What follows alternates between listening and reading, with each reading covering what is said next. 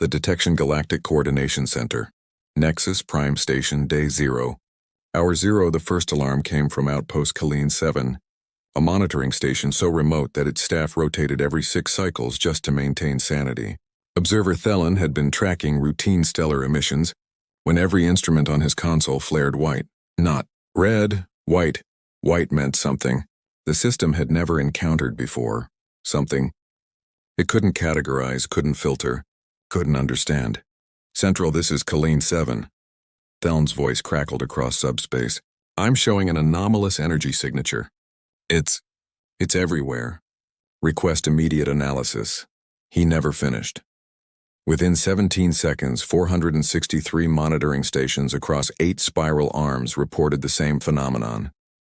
Within a minute, that number became thousands. The Galactic Coordination Center's primary display, a holographic map representing known space, erupted in cascading warnings. Each point of light represented a detection event. They bloomed like flowers opening to sudden dawn, spreading in a wave pattern that suggested something moving faster than standard physics allowed. Commander Vesha stood before the display, her 4 eyes wide, crest feathers flattened in instinctive alarm. She'd served in coordination for 30 cycles. She'd seen supernovae, dimensional rifts, even the Vorlax cascade that had sterilized an entire sector.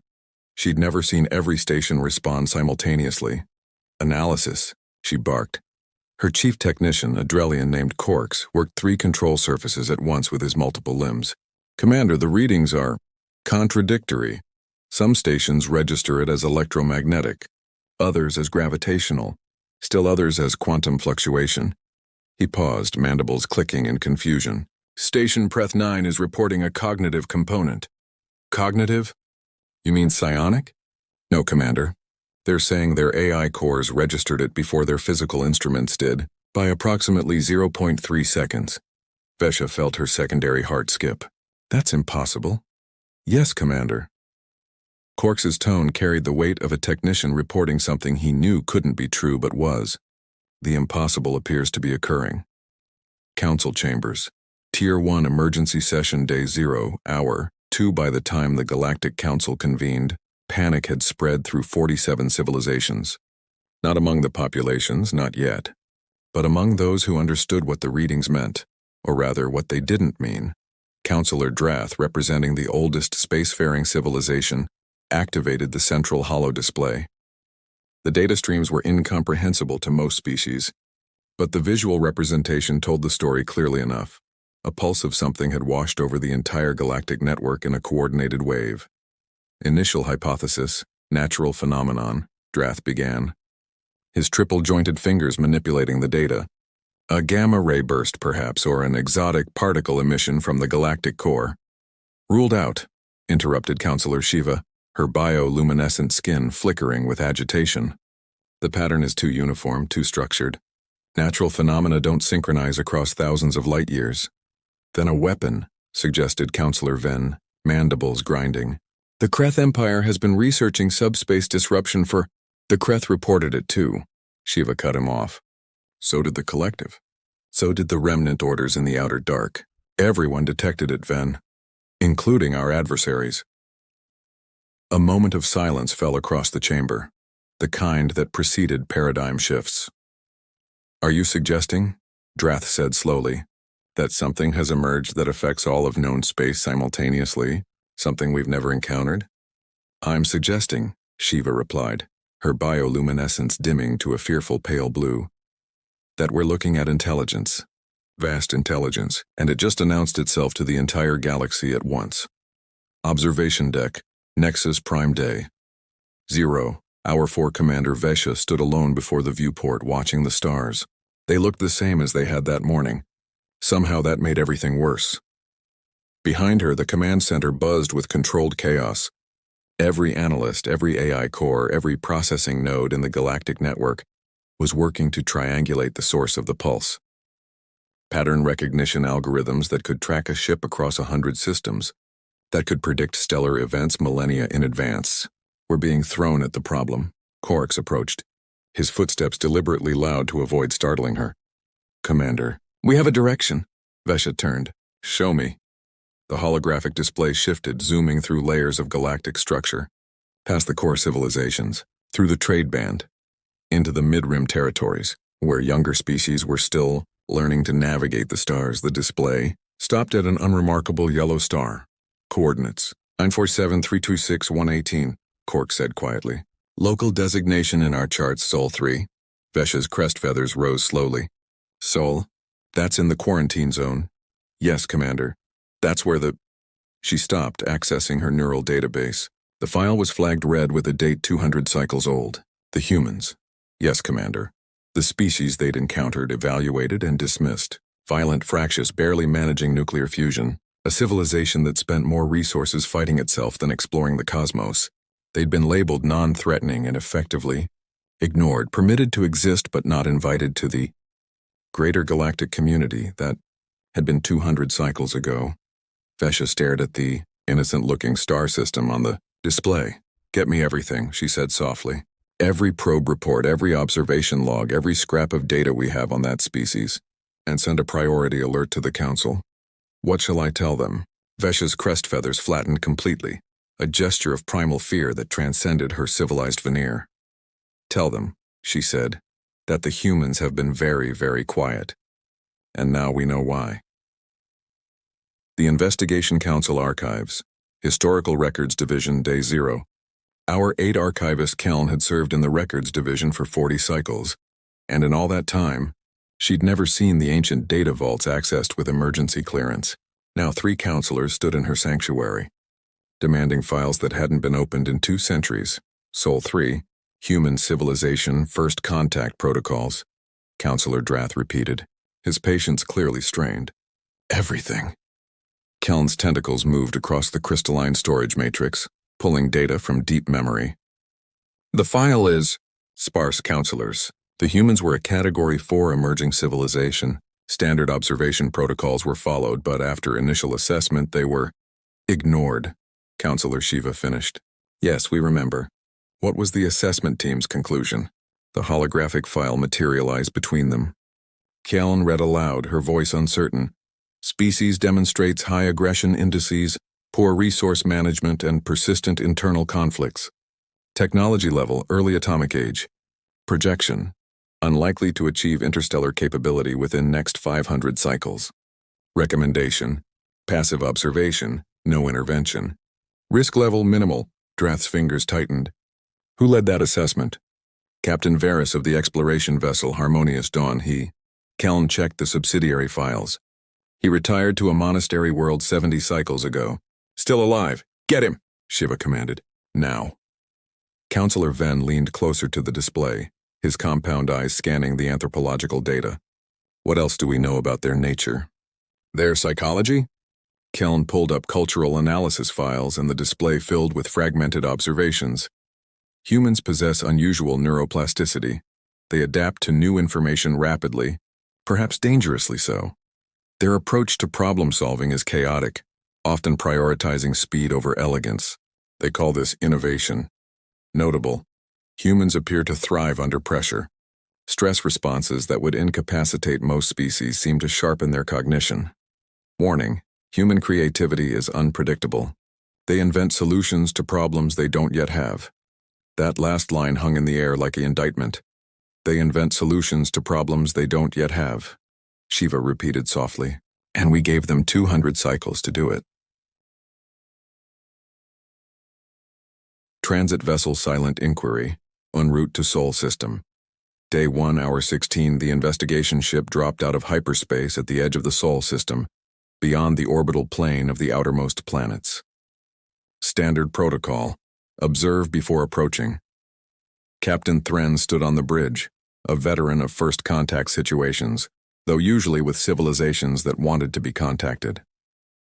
This felt different. This felt like entering a predator's den. Passive scans only, he ordered. I want to know what we're dealing with before we announce ourselves. His sensor officer, a young Quellan named Mira, bent over her console. Captain, I'm detecting significant activity. Multiple planetary bodies in the system show signs of development. The 4th planet, Mars they call it, has orbital infrastructure. Mining operations, perhaps? And the 3rd planet, Earth? Mira's skin tone shifted to confused purple. Sir, Earth is… I don't understand these readings. Explain. There are structures in orbit. Hundreds of them, but they're not following standard engineering principles. Some appear to be rotating habitats, but the materials aren't registering as anything in our database. And there's something else. A lattice of satellites forming a network around the planet. The energy signatures are unlike anything I've seen. Thren moved to her station. The tactical display showed Earth wrapped in a web of technology, pulsing with soft light. Could this be the source of the pulse? I don't think so, sir.